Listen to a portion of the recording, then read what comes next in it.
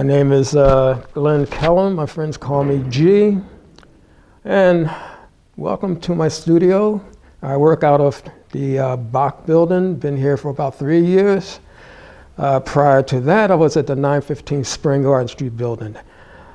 I'm a resident of Philadelphia. I was reared here in West Philadelphia.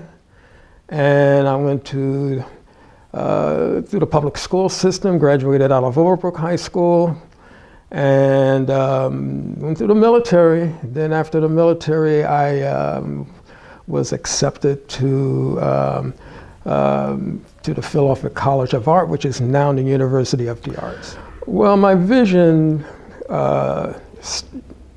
initially started in stages and steps, because through each series of my works, I was rediscovering different aspects of my life, my goals, my dreams. But initially, my work is focused towards a psychological, metaphysical, philosophical impact on the viewers. My medium is primarily mixed found objects, purchase objects that I can afford, and I consider myself an artist that moves materials around. I don't want folks to necessarily call me a sculptor. I primarily move materials around, and these images are very much influenced by the environment that I grew up in, that I was reared in, which is the urban environment. Even if I'm in rural areas, I'm pretty much locked into that urban psychology. So my work is primarily urban. I call it an urban aesthetic, and it touches virtually all my work, even if I'm focused on doing something, again, that if I felt touch on that particular day spiritually, based on something that I've read or something that I've seen in nature, or has been communicated to me through someone that is grounded in, spiritually or philosophically. That's part of my journey. That's part of where I'm dragging these materials toward.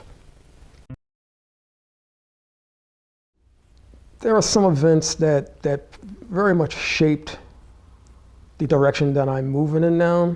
But of course, it all starts, in its primary stages. When I was very, very young, I always enjoyed drawing and doodling. That's the prime reason that I got left down so many times from school in class. That just being a drifter, a daydreamer. But I really didn't know at that time that I was going to become an artist. I wanted to be this, I wanted to be that, I'm very young. But not until many, many, many years later, after I came out of the service, I met a young lady at the time when I was practicing Buddhism, and she was a graduate student at the University of Pennsylvania. She went to Barnard up in New York, that school up there, Columbia, I think that's the name of it. And we bumped into each other here in Philadelphia doing one of these Buddhist activities, and we became friends. And during that time, she realized that I enjoyed drawing. She also realized that I was pretty good. So she was very challenging. She was a warrior. She was clearly a warrior, and she encouraged me. She challenged me to pursue my talent and focus it in on going to an institution. She selected the institution. She didn't select Tyler. She selected PCA. What's PCA? She said, you'll find out. So when I found out about PCA, I became intimidated, because that was a really powerful school. And that's when I really became more aware that this is an endeavor, this is a vocation that I would like to pursue. Early on, I was approaching my career focus as being an illustrator, but through a period of time before I had graduated, I already knew that I was going to become, that I wanted to, paint. Not sculpture, that wasn't in the picture, but to become a painter. The young lady that I'm speaking of, her name is Rita Smith, Dr. Rita Smith. She has since passed away last year. She was a full professor at Millersville University. Yes, Millersville University. And hadn't seen her in years. I tried to contact her at the time that when she was dying, but I don't think my message reached her. So she was a major catalyst, single-handedly kicking my behind for me to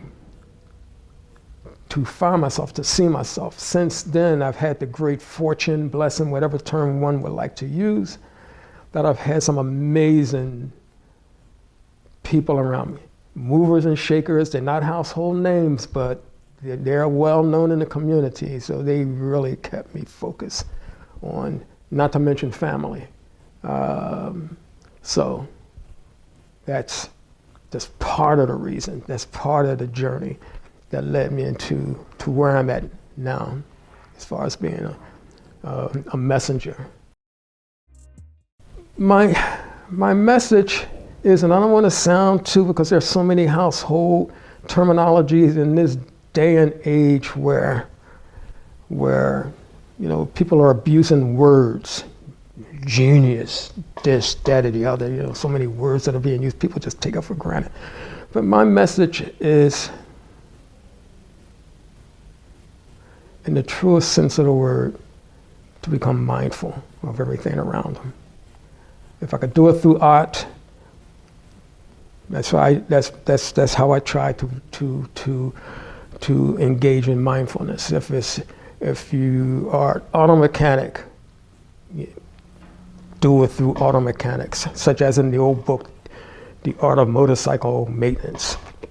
If you're a swimming instructor, be mindful of that whole experience with the person that's your student, that you're teaching swimming, and on and on and on and on. That through my work, that one could become engaged on a universal mindset on spiritual, political, spiritual, just adding that, when I say spiritual, that mindful state to whatever endeavor that one is involved in. And that's my journey. That's my journey as I'm experiencing it, but become one with others, other journey persons, journey ladies, journey men. Yeah. Well, hopefully, if they're looking at my work, I hope they don't come up with some grand awareness that they could see a rabbit running across I see a rabbit there. No. I won't get upset, not in front of their face, but when they're looking at my work, again, this is going back to what I stated in the earlier question, that they would experience an awakening. Another thing that I would like for them to experience, being at my work, is it's like a bridge between that urban,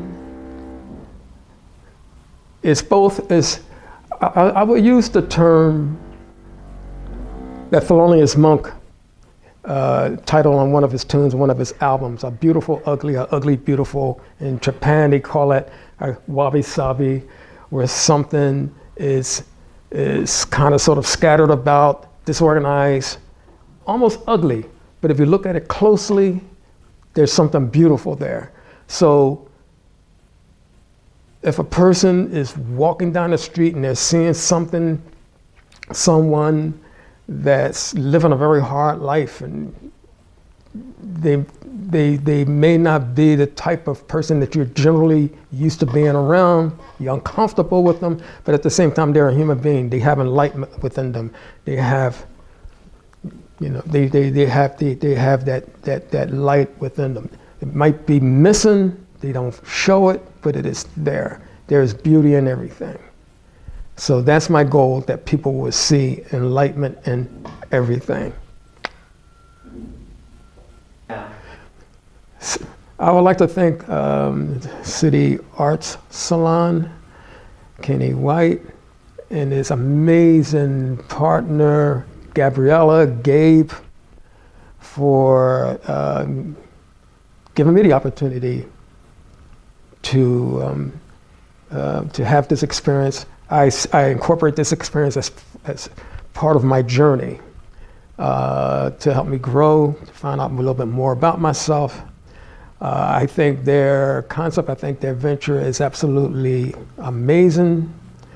And I'm going to take full advantage of it. And I feel honored that they have become my friends. And any creative people who are out there who want to experience and this kind of stimulation, I would actually contact them. They're for real.